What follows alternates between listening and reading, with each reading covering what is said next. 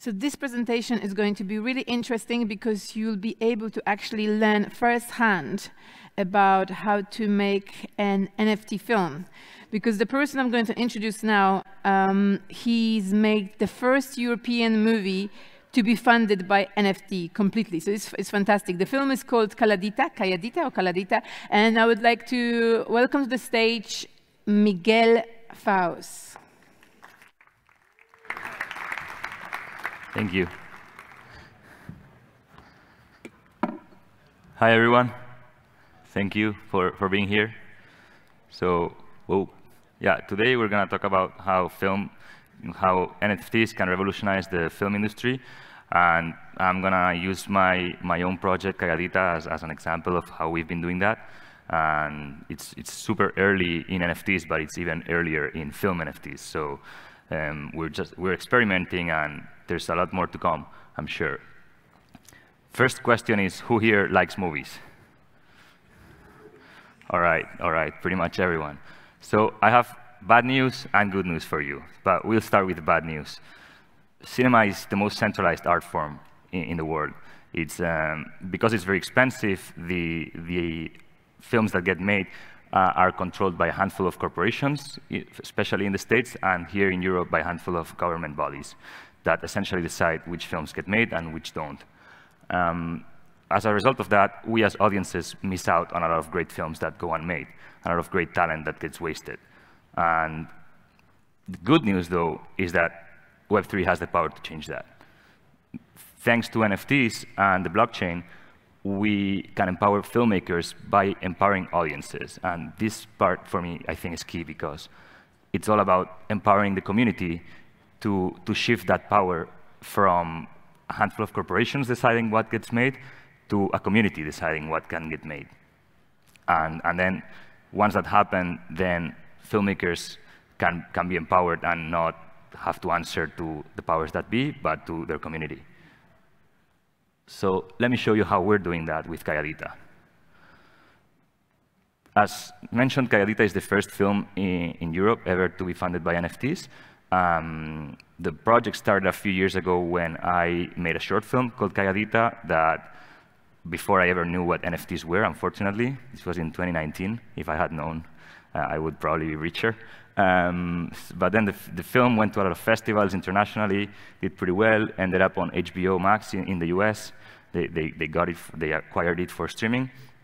And after that, I started thinking, how can I turn this into my first feature, this same story, and make a feature-length movie out of it? And I went through all the normal hurdles of trying to get a first film financed here in Europe with the traditional methods that are mostly public funding. And the development of the project got some attention. I went to some lab programs, etc. But it became apparent that the public route kind of wouldn't work, or at least it would take many years. It's kind of a waiting game where you just have to keep trying, and the whole system is very opaque. And I just, I wanted to make the film. I didn't want to wait around until someone gave me permission to make it. So because I had been in the NFT space for some time, I said, hey, maybe we can do this with NFTs. Maybe there's a way that films can enter the NFT space, and we can fund this film with an NFT collection, essentially. So that's what we did. I created a collection of 2,400 NFTs out of frames of the short film. These are some examples.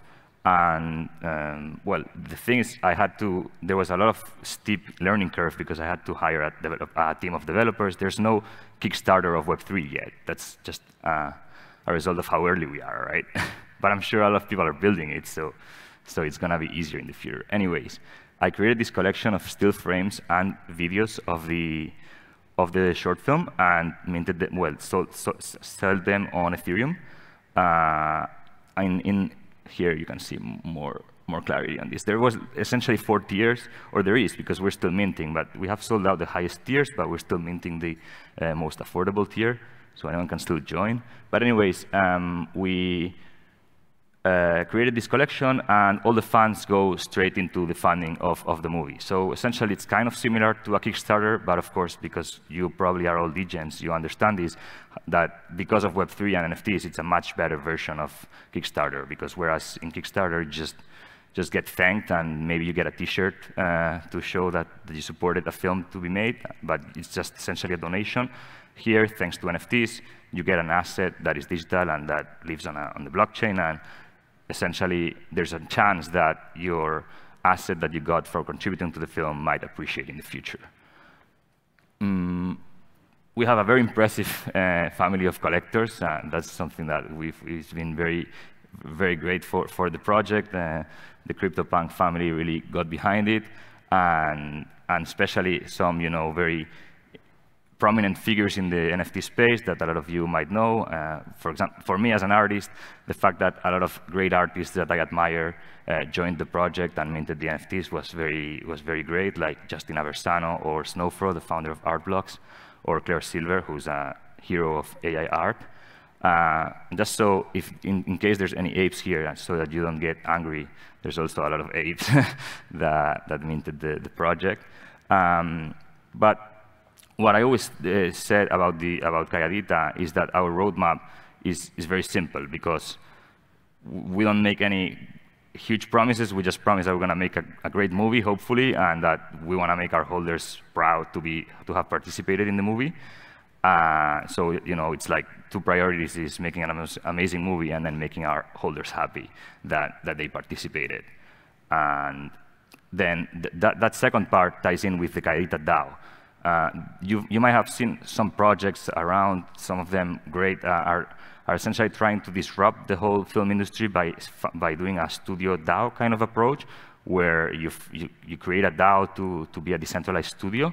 In our case, it's a bit different because we want to shift the order, right? First, we make a movie, and if the movie works, then hopefully that can turn into a production company that is decentralized, because our commitment is that 50% of the proceeds from the movie will get put into a community wallet or a DAO that will be governed by the holders.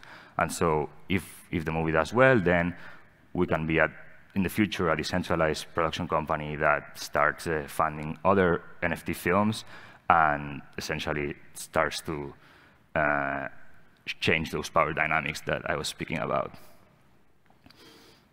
Recently, we created these two additional NFTs that I think, because when I started pre-production of the movie, we're filming in September here in the Costa Brava. Actually, I just realized that I didn't tell you what the movie is about. That was probably a mistake. Just very briefly, the movie is shot in the Costa Brava here in Spain, and it's about a domestic worker from Latin America who works for a rich family in Spain. So it's a story of female empowerment and liberation of this character, but also through her eyes, it's a social satire of the wealthy class here in Spain. And so as I was saying, one of the utilities of our NFTs that we always envisioned was to take our holders on a journey of experiencing very firsthand how we're making this movie. And so once we got into pre-production a few weeks ago, because we're filming in September, we released these two NFTs that essentially give people, the videos are stopped, but anyways. These NFTs that give our holders access to a very unique behind-the-scenes experience, where we are, for example, if I have a call with the production designer of the movie about her mood boards of how the style of the movie is going to be, then we record that and we upload it into a token-gated platform called Beam, where our holders can experience it, and can watch it and can see that behind-the-scenes content, but live as the movie is being made, as opposed to after the movie is released. And because we wanted to expand this beyond our current holder base of the main NFT collection, we did it with these tickets, where we did a free claim of the tickets for all of our holders. But then the cool part is that the popcorn worked kind of as an allow list to mint additional tickets. So it's a bit complicated, but I'll explain it. If you are a holder, you get a ticket, but you also get 10 popcorn. So you can send the 10 popcorn to your friends, and then your friends can mint additional tickets for like $20. And then they also get more popcorn that they can also send to friends, so it's like a viral minting mechanism. which is kind of a bit innovative in the space, and we think these kind of minting dynamics are going to be very interesting going forward. These are some of the utilities that come with this all-access pass, like video diaries, Q&As, rehearsal tapes, behind-the-scenes footage, and then also in post-production it's going to be very interesting and exciting because we can do test screenings with our community where we can ask their opinion on different things, and they can participate in the creation of the movie in that stage. So that's it for my presentation, but I would love to take any questions if you guys have any. Yeah, go ahead.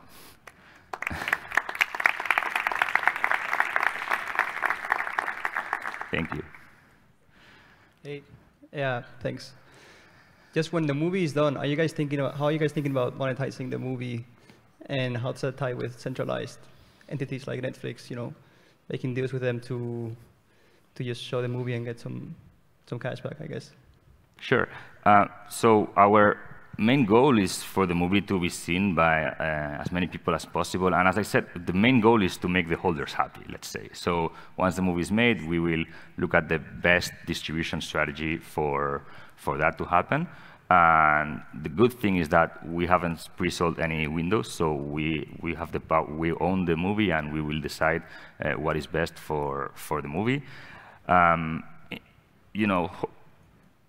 would love for audiences to be right now on decentralized Web3 streaming platforms already, but the reality is that they aren't yet, and so we won't probably be able to just do a Web3 strategy for distribution, but we will start with festivals and then move on to theatrical. Hopefully we find good partners in different territories, and then streaming.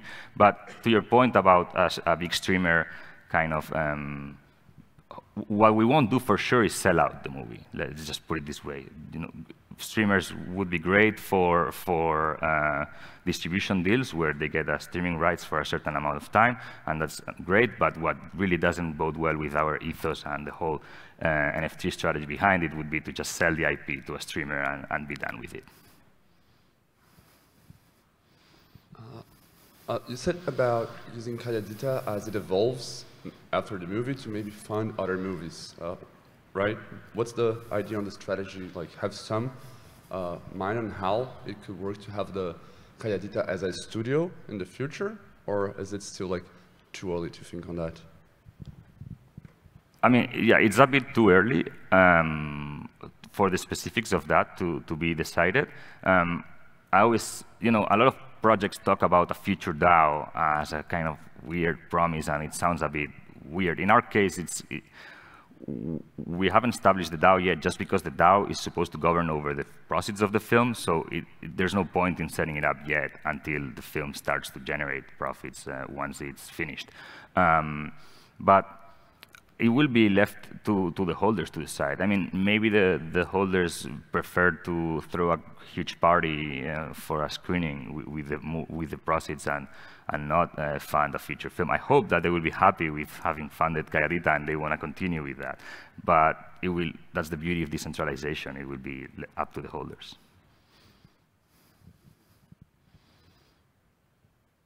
Do we have any more questions?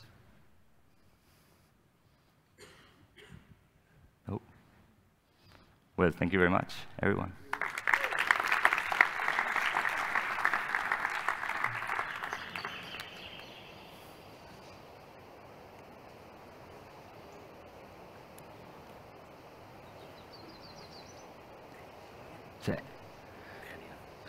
No, a ti.